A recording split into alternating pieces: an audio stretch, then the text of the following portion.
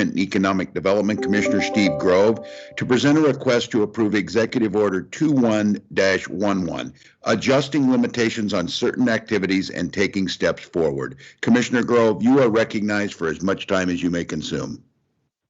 Thank you, Governor. Good morning, leaders. Good to be with you again. As the governor said, we're here to review Executive Order 2111, adjusting limitations on certain activities and taking steps forward, and to ask for your approval. As we pass the 1-year mark against the first reported case of COVID-19 here in Minnesota, we can now begin to see the finish line in our race against this cruel pandemic. And the progress we've made in 2021 has been extraordinary. Over 1 million Minnesotans have been vaccinated. Over 70% of our elders over the age of 65 have been vaccinated. And since January 16th, we've seen the COVID test positivity rates continue steadily below 5% in our state. So progress is there. Hospitalization rates are decreasing. We are, of course, acutely tracking the variants of COVID-19 in Minnesota. So we're not out of the woods yet, but there are certainly reasons for optimism in our state, which is the impetus for this executive order. The order dials back some of the restrictions placed on businesses and social gatherings. I'll walk through those in brief, and important to recognize that they come in 3 stages. The first set of changes comes into effect today. That's March 15th at noon, and includes as follows. Social gatherings that were previously limited to 15 to 20 people are now up to 50 people outdoors or 50 people indoors without any household limits on those gatherings. Weddings, ceremonies, and religious services no longer have any percentage or capacity limits, but must continue to abide by masking and social distancing. And that means that a wedding or a social gathering would essentially follow the venue guidance that it is held within, not any specific guidance to those weddings or social gatherings. For small businesses, bars and restaurants have gone from 50% capacity up to 75% capacity with a limit of 250 people. That's separate to indoors and outdoors. Bar seating increases from 2 to 4 parties of 4 at the bar. Salons and barbershops have no percentage or capacity limits, but again, have to abide by that bedrock principle of masking and social distancing of 6 feet or more. Gyms and fitness centers and pools will be increased to 50% capacity, up from 25% capacity as well. So again, that social distancing of 6 feet remains the most important principle, along with masking and all of this, but some of those capacity percentages do increase. And then in a couple of weeks, on April 1st, we see some additional changes, and these will be the first stages of allowing some of our larger venues some capacity as spring approaches. Given that the virus spreads more perniciously indoors than outdoors, there are differences between indoors and outdoors. And given the fact that we can predict behavior and prevent interaction when you're seated versus non-seated, there are differences between seated and non-seated environments as well. So if any venue wants to go beyond that principle of essentially 50% capacity up to 250 people, they can do so at capacities over 500 with the following restrictions. If you're a seated outdoor venue, you can add an additional 25% of your capacity over 500 with a limit of 10,000 people as a cap. If you're a non-seated outdoor venue, again, a little bit less predictable, you can add an additional 15% of your capacity over 500, again, with that same limit of 10,000 people. If you're a seated indoor venue, you can add an additional 15% of your capacity over 500 with a limit of 3,000 people.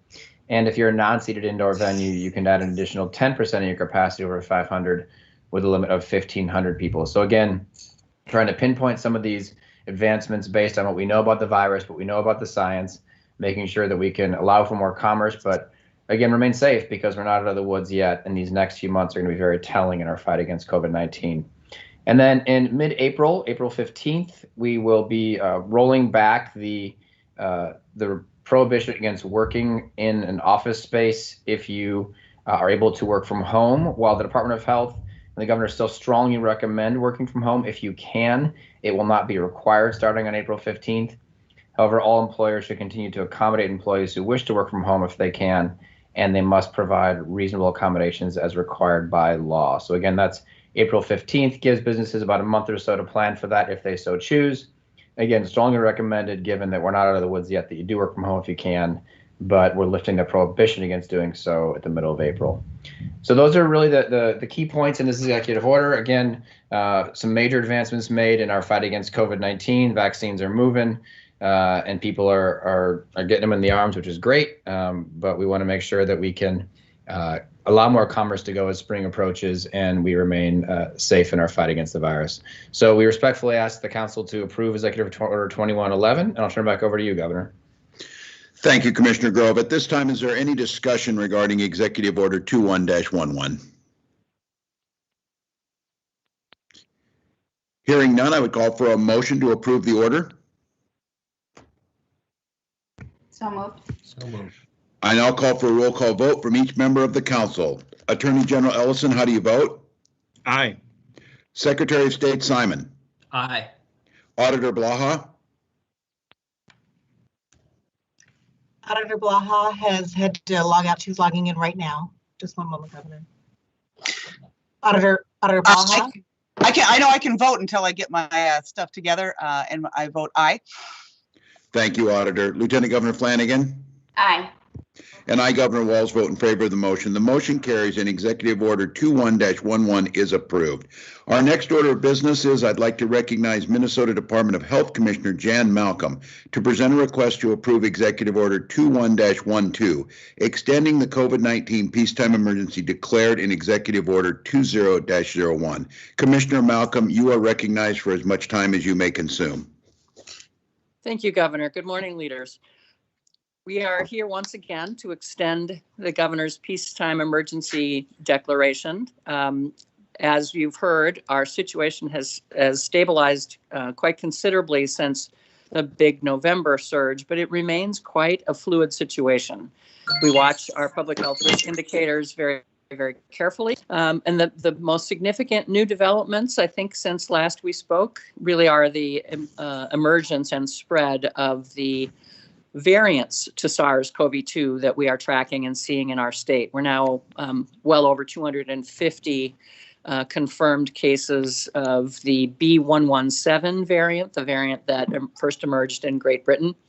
As well, we have confirmed cases of the P.1 originated in Brazil, and also the variant from South Africa most recently. These are of concern because they're unknown in terms of the impact that they will have on the spread of cases. We know they are more transmissible. Some evidence that some of them are more virulent, leading to more severe disease. And much attention is being paid to the impact of the vaccines on the variants. So the variants do introduce kind of a new wild card. I think it's going to make it extremely important that we be nimble and able to react quickly to control hotspots of outbreaks as we see them. And certainly the other much more positive news is the vaccine progress. We're nearing 2 million cumulative doses administered to Minnesotans. But this too requires a lot of nimbleness and speed in executing as the federal supply of vaccine ramps up, how we deploy vaccines around the state, how we stand up new distribution centers, all speak to the very tools that the governor has used, I think, extremely responsibly and quickly, as has been required to manage this pandemic. So for all those reasons, we think that the conditions certainly still do pertain to justify the continuance of the peacetime emergency order. I'd be happy to take any of your questions, but respectfully request your approval. Thank you, Commissioner Malcolm.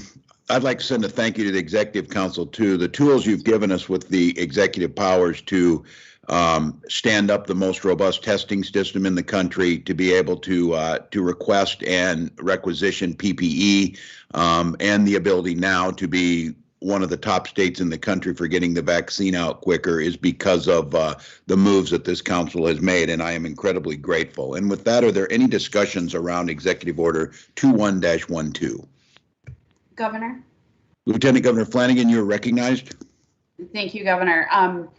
I just wanted to build on that as well. I think one of the pieces of the peacetime emergency that's been critical to our response has been our ability to keep the eviction moratorium in place, which has allowed thousands of Minnesotans to remain safely housed as we have battled this pandemic. So I am certainly eager to work with our partners in the legislature to determine what an off-ramp looks like to safely ensure that people can remain housed. And I just want to put that out there, that I think it is really a top priority for us to get this done. So this has been a really important tool in our toolbox, and we need legislators as partners to continue to ensure that Minnesotans can remain at home and remain safe. Thank you.